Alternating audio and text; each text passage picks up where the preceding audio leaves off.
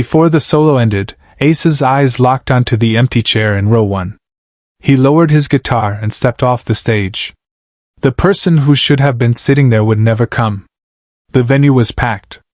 Every seat filled except one. Center row. First row. The best seat in the house. Empty. Ace Frehley stood under the spotlight, his Gibson Les Paul slung across his chest, the opening chords of the third song still hanging in the air. The band was tight. The crowd was electric. Everything was exactly as it should have been. Except for that chair. His eyes found it during the first chorus. A void in a sea of faces. He kept playing, but something shifted in his expression, something the front rows noticed first, then the people behind them, a ripple of awareness spreading backward through the audience like a slow wave. Ace's fingers moved across the fretboard, but his gaze kept returning to that empty seat. The one that was supposed to be filled. The one that had been reserved 3 months ago. The one that came with a promise. "I'll be there, front row center. I wouldn't miss it." The solo was coming. The moment in the set where Ace always stepped forward, where the lights dropped to just him and his guitar, where everything else faded away. The crowd was waiting for it. The band was counting into it. But when the moment came, when the spotlight narrowed to just Ace, and the music was supposed to soar, his hands stopped moving. The guitar fell silent. Ace lowered the Les Paul, letting it hang by the strap. He stood perfectly still under that single spotlight, staring at the empty chair. 3 seconds. 5 seconds. The crowd didn't know whether to cheer or stay silent. The band exchanged confused glances. Then Ace did something he'd never done in 30 years of performing. He stepped off the stage. Ace didn't defend himself. He never did. To understand what happened that night, you need to understand what happened 16 weeks earlier. The letter had arrived at the venue's booking office in February. Not an email. An actual letter. Handwritten online paper, the kind you'd find in a school notebook. Dear Ace Frehley. My name is Daniel Cortez. I'm 14 years old and I have osteosarcoma. That's bone cancer. The doctors say I have about 6 months, maybe less. I've been listening to your music since I was 8. My dad played it in his garage while he worked on cars, and I'd sit on the workbench and pretend I was playing guitar with you. When I got sick 2 years ago, your music was the only thing that made the hospital feel less scary. I don't want a meet and greet, or an autograph or anything like that. I just want to be in the front row for one show. I want to hear you play live once before I can't hear anything anymore. I saved up money from my part-time job before I got too sick to work. I have $87. I know that's not enough for a front row ticket, but I thought maybe if I explained, someone might help. Thank you for reading this. Daniel. The venue manager had forwarded the letter to Ace's management team with a note. Kid seems legit. Hospital confirmed. What do you want to do? What Ace wanted to do was pick up the phone and call Daniel himself. But that wasn't how Ace worked. He didn't make grand gestures. He didn't do publicity stunts. He didn't turn someone's tragedy into content. So he did what he always did. He acted without announcing. He called the venue directly. Reserve front row center for Daniel Cortez. Bill it to my account. And don't tell him I paid for it. Tell him a local charity covered it or something. I don't want him knowing. The ticket went to Daniel with a letter from a fictional local foundation. Daniel's father called the venue 3 times to verify it was real, convinced it was a scam. The venue manager, following Ace's instructions, assured him it was legitimate and wished Daniel a wonderful show. Daniel marked the date on his calendar. May 17th, circle in red marker. He told everyone at the hospital he was going to see Ace Frehley. He told his nurses. He told the other kids in the cancer ward. He told his doctors, who warned that he might not feel well enough to attend, that the treatment schedule was aggressive, that he needed to be realistic. I'll be there, Daniel said. I'll be there even if they have to wheel me in. For 16 weeks, that concert was the only thing Daniel talked about.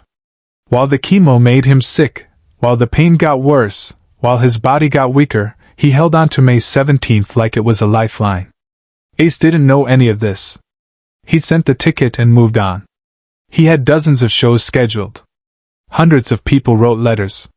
He helped when he could, quietly, without ceremony. That was just what you did. But Daniel's father knew.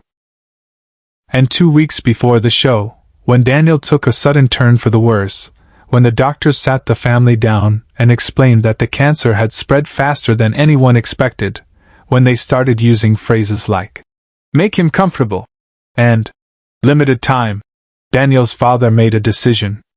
"We're still going to that concert," he told his son. "No matter what." Subscribe and leave a comment, because some moments only make sense when we remember them together. May 17th arrived. Daniel woke up in the hospital that morning. He'd been admitted 3 days earlier. The pain was constant now, managed only partially by morphine.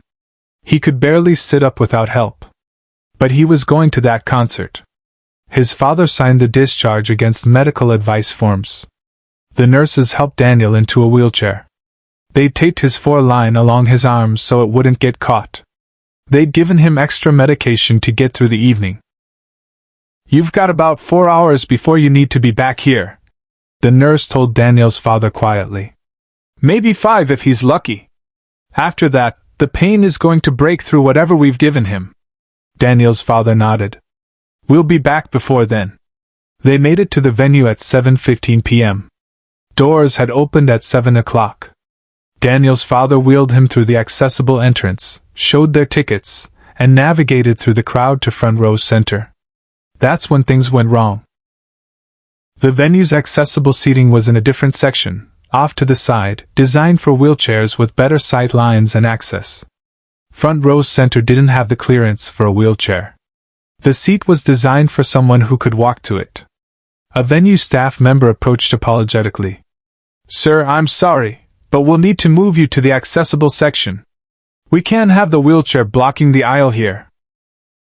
Daniel's father looked at his son, who was gripping the armrests of the wheelchair, staring at that front row center seat like it was the only thing in the world that mattered. "Can he sit in the actual seat?" the staff member asked. Daniel's father looked at Daniel. Sitting up without the wheelchair's support meant pain. Sitting through a 2-hour concert without the medical equipment meant risk. "Can you do it?" he asked his son quietly. Daniel tried. He pushed himself up. Made it about 3 inches before his face went white and he fell back into the wheelchair, breathing hard. "I can't," he whispered. "Dad, I can't." The staff member was patient but firm. "I'm sorry. If he can't sit in the seat, he'll need to move to accessible seating. It's a safety issue." Daniel's father looked at the front row seat. Then at his son. Then at his watch. 7:28 p.m. The show started in 30 minutes. Even if they moved to accessible seating, which was off to the side, partially obstructed view, nowhere near Ace's position on stage, they had maybe 3 hours before Daniel's pain broke through the medication and they'd have to leave anyway. He made the hardest decision of his life. "We should go home," he told Daniel. "We'll come back next time. When you're feeling stronger." There wasn't going to be a next time. They both knew it. Daniel didn't cry. He just nodded and looked one more time at that empty front row center seat. His seat, the one he'd waited 16 weeks to sit in, and let his father wheel him back through the crowd, back through the accessible entrance, back to the car. They didn't make it home. They made it to the hospital parking lot before Daniel asked his father to stop. "Can we just sit here?"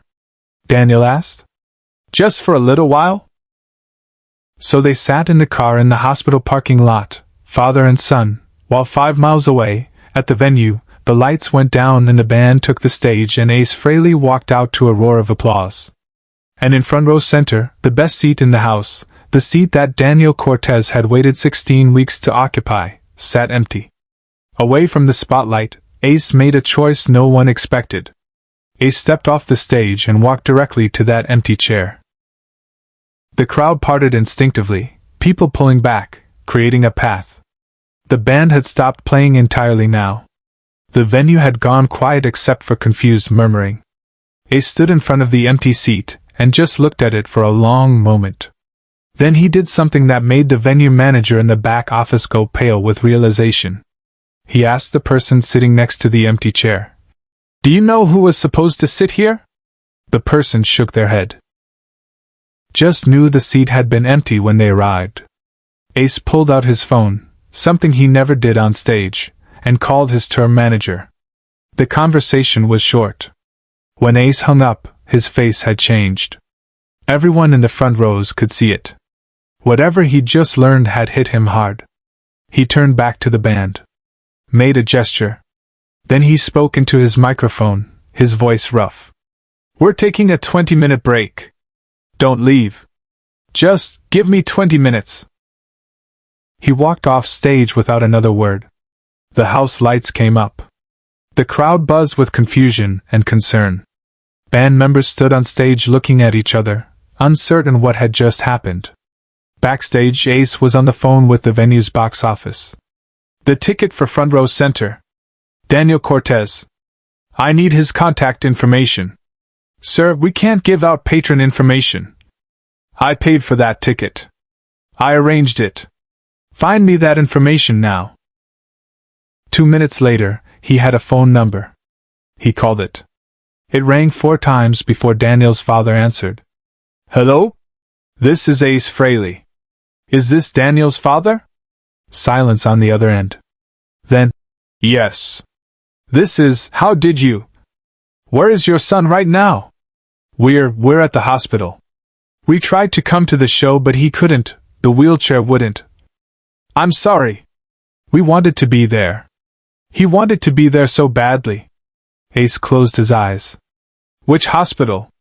"St. Catherine's. About 10 minutes from the venue. But he can't leave. The doctors won't let us take him out again. It's too risky. I'm not asking you to bring him here," Ace said. "Give me his room number." What followed silenced everyone in the room. Ace walked back on stage after 18 minutes. He didn't explain where he'd been. He didn't tell the crowd what he'd learned. He just picked up his guitar and nodded to the band. They finished the set. Ace played every song with an intensity the front rows would later describe as haunting. When the final note rang out, he set down his guitar without a word and walked off stage. 30 minutes later, Ace Frehley walked into room 314, at St. Catherine's Hospital carrying his Gibson Les Paul. Daniel was lying in bed, eyes half closed, the morphine drip keeping the pain at bay. When he saw Ace standing in the doorway, he thought he was hallucinating. "I heard you had a front row seat tonight," Ace said quietly, pulling up a chair. "Sorry you couldn't make it. So I brought the show to you." He played for 40 minutes. No amplifier. No stage lights. Just Ace and his guitar in a hospital room, playing every song Daniel had wanted to hear. Nurses gathered in the doorway. Other patients wheeled their forced stands to listen from the hall. Daniel's father stood in the corner and cried silently while his son, who couldn't sit up, who couldn't walk, who had weeks left at most, smiled for the first time in months. When Ace finished, he did something else. He took off his guitar strap and placed the Les Paul on Daniel's bed. "Keep it," Ace said. "Front row center gets the best seat. You earned this." Share and subscribe. Some stories deserve to be remembered. Daniel Cortez died 11 days later with Ace Frehley's guitar resting beside his hospital bed. Ace never spoke publicly about that night. He didn't need to. The empty chair in row 1 was never explained in interviews. No press release. No social media post. But the people who were there remembered. The front row remembered. And somewhere, in a box of Daniel's belongings his father keeps, there's a guitar that proves some things matter more than the show.